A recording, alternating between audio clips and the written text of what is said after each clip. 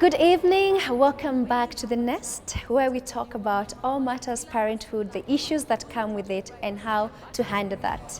I'm your host, Maureen Waititu.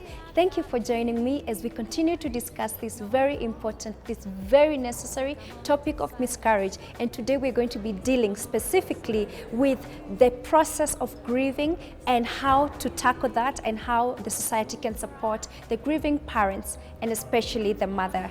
We'll be joined today by our expert who is a counseling psychologist, Enchebere Murioki, and our wonderful guest, MC Sharon, who'll be sharing her special journey and how she was able to overcome it, and also to teach you guys at home how we can be a society that is supportive to those who are going through a painful moment.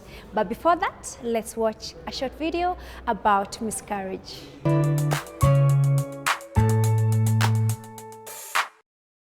Mwachamila ni mtumwa is a common Swahili saying used across the board to mean that your identity is tied to your culture. According to the African culture, a miscarriage is mostly regarded as a curse or witchcraft. The stigma is worse for the lady because some people believe that there is something wrong with the woman who has had recurrent losses. Even worse, it's said that she may have been promiscuous, and so the loss is seen as a punishment from God. In most traditional African cultures, the mixed feelings are made worse because the worth of a woman is often determined by the children she carries to term. If the said culture is to guide our way of thinking, then how are we supposed to view a miscarriage in a relationship or a marriage?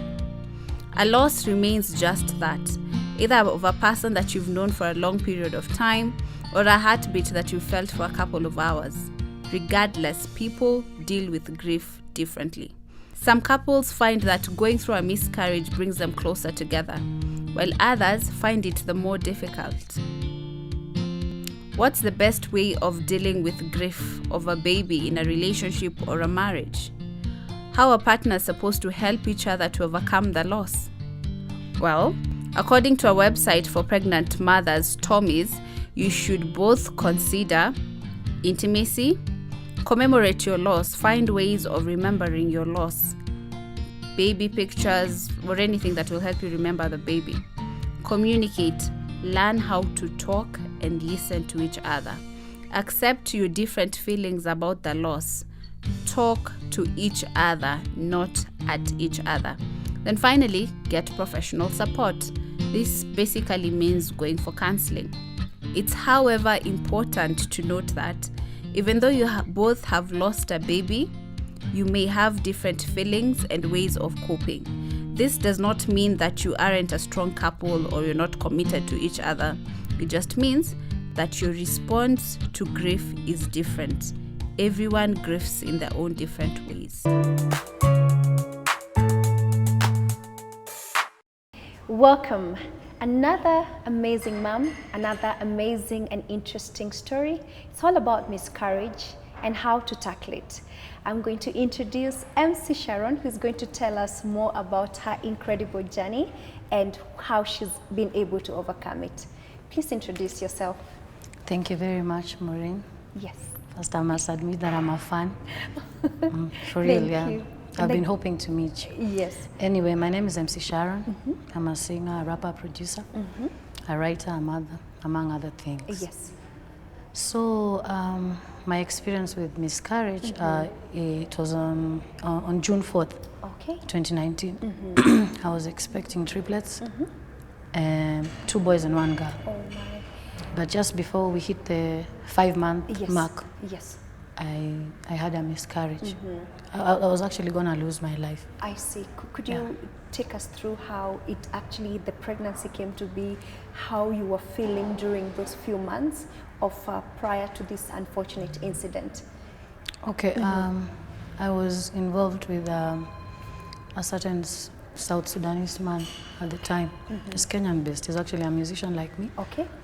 Yeah, and we had been together for a while. Okay. So in January, that's when, like I told him, okay, I'm expecting. Okay, initially none of us were thrilled because we didn't want that. But you see, there are things if you do, Yes. you'll get the same results. Absolutely. You can never say that it was you did not want it to Unplanned, or happen. you did not want it, yes. So first we spoke about it. Then we're like, okay, let's keep going. Let's see how it's gonna be. Okay. But the pregnancy was stressful for the most part because we're not agreeing on basic things. Right. And even up until the night before the miscarriage, we argued, we quarreled badly. Oh no. And I was like, you know what? F all this. I'm tired of it. Yes. So no, the next this day. is the end. Yeah, this is the end. Back Yeah, and I'm forth. done. Yeah. You're carrying 3 children. Yeah, 3. Yeah. So I told him, me, I'm done with you. I don't want to talk to you again. Nothing. And that's when now I started becoming sick. Okay. I was a friend of mine is actually in the army. Okay. And we were just around somewhere. I started becoming sick. I really became sick. Then they Okay. became I contractions. see. So the actual experience, like, take us through the first thing you felt, how it progressed until the loss of this pregnancy. You see, when it's almost 5 months, I have some experience because I have 2 children. Oh, yes. A 12-year-old and a 9-year-old, Yes, 2 yes, boys. yes. I'm mama boys like you. Yes. So what happens when you are miscarriaging at such a level in your pregnancy? It happens like you start having contractions. Okay. It happens like you're gonna have a real baby. Absolutely. Then you become sick and sick and sick. Yes. And then eventually I had to be in hospital, and that's when my body flashed out everything. my. After a couple of hours. I actually saw everything that happened. And I was really unwell. And to make matters worse, we were not on good terms. So this guy, in his moment of grief, he actually had the audacity to go and cry somewhere and tell people that it did not happen by accident, that I took out his kids. See. So that's on top of me Losing grieving, your children. yeah, grieving. having issues with him. Yes. And now there's my brand now Yes. involved. Yes. Because and you now, yourself, yeah. being sick, you're in a state, it's at your lowest moment in life. Yeah, I expected him to come through and be there for me because those were actually kids. Yes. I had a small ceremony at Karura at a friend's place, and Yes. I just buried them and stuff. So what he's doing, he went to cry at the band, say, oh, MC Sharon, she's not had a miscarriage. Yes. She killed these babies. So I'm like, why would you say that? Yes. Then the next day is just like, I was drunk and we were quarreling, so I kind of just, I Said a talked badly, I careless said thing. something that I Yes. shouldn't have said. Yes. But the problem with saying such things, they travel quickly. True. Bad news And always yeah. travel quick. And in another week or 2, everyone is calling me, telling me, oh, this guy is saying this and this. Some people have already picked his side. They're like, Right. if he's crying, Yes. if he's a man and he's crying, then this must be true. True. You did this thing. True. Anyway, long story short, it ended up becoming a case. Oh my. Yeah, the cops got involved, my lawyer got involved, and he had to apologize to me publicly, I see. which he did on all platforms and everything. Okay. And after that, he left the country. I see. Yeah. I'm so sorry to hear about that, but I'm thinking at this point, obviously it's not an overnight No. process. Who was there with you? What were they doing? What system did you have to keep you together so that you're able to say, now I've gotten out of this situation? From the night you lost your children, who did you tell? Who was there with you? Okay, I told his brother, I told his younger brother, I told 1 or 2 other people. Okay. I even told my mom, I told my sister, my small sister, she was abroad. Okay. And then, to be honest, like I had a gig Okay. at Club Wakanda. Okay. So to be honest, that was my main support system was work. Ah, I I would see. work and work and work. Yes, yes, And yes. to be honest, after that experience, I was very bitter, I was very angry. Yes. So I would drink a lot. Right. I took it out on alcohol, I Yes. drank, I lost so much weight, and I was very vindictive. Yes. When I was supposed to be healing, I was very vindictive because I was upset Right. at what my ex did to me Yes. and the way he spoke about me, and the fact that after that, all of them kind of just forgot about me. True. It's like almost that I didn't matter anymore. I'm not their people anymore because whatever was carrying me is gone. It's Anyway, I'd like to be clear at this particular point that we are now at a good place. Okay. Yeah, he took responsibility for his actions. His actions, yes. And it's been a year, and we are good friends now. Okay. And at least that's one thing I must be thankful about. He was man about it. Absolutely. Yeah, he manned up, he Yes, apologized, yes. and he's made efforts to repair our friendship. Absolutely. So even though he's in another country and we Yes. are not together, we are at a good place.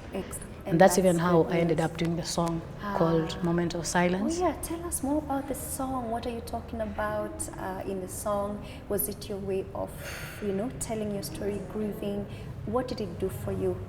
Okay, doing Moment of Silence, I released Moment of Silence last year, and that was almost a year after my own experience, Yes. after me having to process all the stages of Yes, grief, yes. and finally accepting that what happened, and that's life. So doing Moment of Silence happened to me at a point when I'd actually gone through all the emotions, and I was able now to realize that as a musician, as a voice for voiceless people, this experience doesn't have to be mine alone. There are many other women who go through the same thing, even though it's not as publicly as I went through, whatever I went through. And so I was inspired to write a song. I even told him by the way, I'm going to write a song, and both of us will have closure from this experience.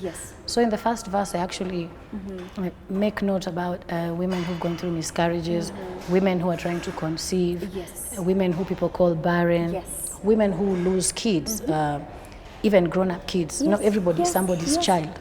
Even through gang violence, through police brutality, for any reason. Yeah. I talked about all that in the first verse, and I actually reminded society the importance of motherhood and the importance of mothers, because it's not just about having the children, it's about also nurturing them. Society would be nothing without the servitude of the woman. It's true. Yeah. It's true. Or some say womb man. Yes. So in the second verse, I talk about my own experience, how I went through, how it happened, and how angry I was. I was angry at myself. I was angry at him. I was angry at the world. I was angry at everybody. But I'm also thankful in that second verse that I did not die. And I also note that I have two other sons. You know, my son is 12, my firstborn Jabali is 12, and Sulu is 9. So I realized that I'm actually not as empty. I'm empty as some people. There are people who miscarry their only child or their first child. That was going to be my third pregnancy. So in that second verse, I just turn the song into a celebration of life. Even though when death happens to our children, we feel sad, but we still maintain that joy, and that gladness that we are alive, and so we keep humanity alive, even through our pain. And the fact that we can always be given another chance. And a chance to heal as well. And this brings me to just asking you how you made it to where you are today, that you're able to sit down and talk to me about your experience, your mental state. You've mentioned that you actually took it out on alcohol, but what other steps did you take to get where you are today, other than also writing the song and talking about it? Personal progress. What were those things you were doing that you kept convincing yourself, I am worthy, I deserve a second chance, or I can heal and look at what I already have? What were those things that were going through your mind? I had to accept at some point. One of my bosses told me that I would need therapy, and he would pay for them. Absolutely. So I had to get therapy. I did. Even though I would abscond some sessions, I went for therapy. And going for therapy allowed me to vent to a neutral party who's actually a professional in recognizing and dealing with such matters. Because I realized everyone else in my life I was talking to was invested in my situation. Either they're on my side or they're on the other guy's side. So I had to go for therapy. And then after that, I had to start doing meditations and self-affirmations. And I wrote a lot. I'm a writer. That's what I went to school for. I write. So I started putting a journal of my experiences and my feelings, and I'll probably publish it like a small book. I wrote all that, like I have a whole year of stuff that I've written day by day from that July 4th, 2019 up to May 2020 when I released the video and now finally had closure. I had to go for therapy, and I need to say this right now. Therapy does not make people weak. It's not wrong to look for therapy when you need help. It's not wrong to admit that you're weak or vulnerable. Exactly. And people who make fun of people who go for therapy Yes. are very toxic people. Very toxic. People want you to heal automatically. They will Yes. tell me, oh, you'll get another child. the You thing. already have other children. Yes. Eh? It's Just get over it. Yes, Eh, it get was over just a it. pregnancy. Yeah, even the guys would joke, ah, don't worry, forget about that guy. If you want another baby, holla at me. my. You know, like guys can be Very so insensitive. insensitive. Yes. So that's why I maintain that I had to go and get therapy, and I'm glad I did. Yes. Because some people I was talking to are clueless. Oh, they true. don't get it. True, true, And they don't look at miscarried babies as babies. Wanasema hata hakuwa mtoto, that baby was not a baby. It was not a real baby. So, you know. Yes. So therapy Yes. is central to this. Yes. And also you have to go through it. You have to face your demons. You have to walk through the fire. You cannot escape Yeah. the process of grieving, Yeah. which is usually sadness, and later on, our expert Denial, of the day will join all us, that, yeah. and he will walk us through all these stages, so that we can let the mom who is watching, anybody who is watching out there, to actually support this person, and for themselves to support themselves. Because again, you spoke about journaling, and people forget the power of writing. It's basically putting your thoughts into pen and paper, and later on when you reflect, just see how far you've come. True. And I think that's a great thing, and great, amazing advice to a lot of people. Write. Meditate if you have to. Yeah. Take up something that gives you therapeutic moments. Like I like driving around with nice music, and I calm down, because we also live in a very anxious world, a very cruel world, whereby after the world bashes you around, you need your own safe space to heal. Because you can go for therapy, you can go for many sessions, but the truth is, if you do not work on yourself on the inside, it will take you nowhere. True, you Because have the to do shadow work. Right. Yeah. The therapist guides you, and you do the rest.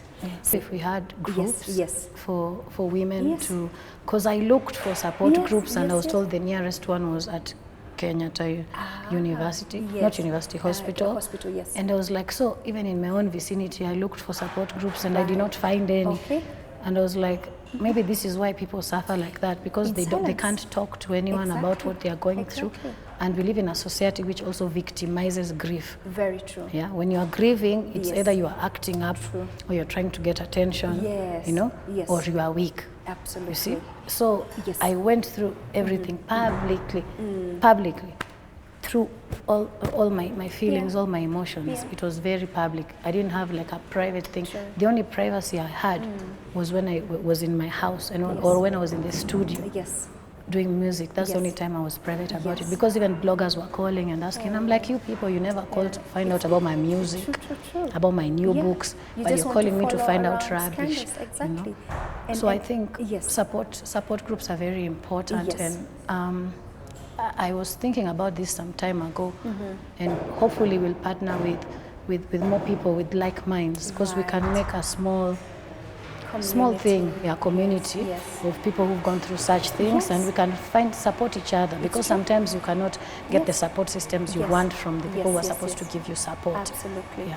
And it just keeps playing in my mind, whereby you keep saying support groups, and I think also medics, in hospitals, whenever any mom loses a child, I feel like they should be coming forward with a way forward. For instance, if it's a particular counselor who deals with matters of mom grieving from the loss of her child, they should do that. And I think it's a challenge today, and it's a good thing that we're addressing this issue, because they have the resources, but it's almost like once you leave that hospital empty-handed, or with little babies that you have to say goodbye to, they never tell you what to do afterwards. So I feel like it's also a medic's perspective to do the same thing. True. But in your case, what kind of support did you have from the medics who handled your case at that time? They were really good people, because even up to right now we are friends. Oh, wow. Yeah, with some of them. I know these were my friends from the army, so Yes. they treated me better than I would have been treated regularly. Yes. And then after that they followed up, and I started getting therapy, and actually they had advised me from hospital that I should find someone to talk to. Absolutely. Because I was acting like I'm okay, Yes. but they're able The to truth tell is, that I'm not You're okay. Not okay. You know? You're not okay. And I was not okay for a long time. I remember even some of the music I recorded at that time, I'm not even going to bother releasing it because it was such angry music. Yes. But you see, at least I vented. Yes. I vented, Yes. and then I went back to doing my Yes. work. Yes. So, and they also another friend of mine went through this thing at the hospital, said that the medics who were with her, they were very insensitive. You know, sometimes even when you are going to have a baby, Yes. there are doctors and Yes. nurses who Yes. can be Yes. very Yes. insensitive. Yes. Yes. So this one was asked, ulikuwa wapi? What were you What doing? were you Why were you expecting? walking around? Yes. You should have stayed home. Yes. Why are you going to work? Yes. You should have stayed home. You know, and that time my husband is also not working. So all that stress. So somebody's telling you miscarried because you went to You work. went to work. And these are people who are trained to take care of these matters, but they actually choose to not do that and take care of what they're supposed to take care of. And then obviously you walk away feeling even worse because the society judges you, everybody judges you. And finally here you are and you're thinking, where do I escape? Especially in your case at this particular moment, the one person who should have been there for you is the one person who was putting you down. He wasn't there. He made it a whole movie about himself. Yeah. And I'm not lying. He was acting. You know, he's an actor actually. And he would cry for days. Even people would buy him alcohol because they're feeling sorry for him because he has gone through so much trouble. So I'm like, how about me though? How about what I'm going through? They turned a blind eye, and most of them turned against me. And up until today, there are some of them we don't talk. I talk to him because we share that grief. Of course. You know, and even when some of his family members were like, we're even surprised that you guys are talking, you're still friends. I told them, you go make babies and then lose them and then get angry at each other and then apologize to each other and then come back and tell me why you would feel bad that we are friends, because they want him to hate me and they want me to hate him. And no I emasculated him by asking for an apology.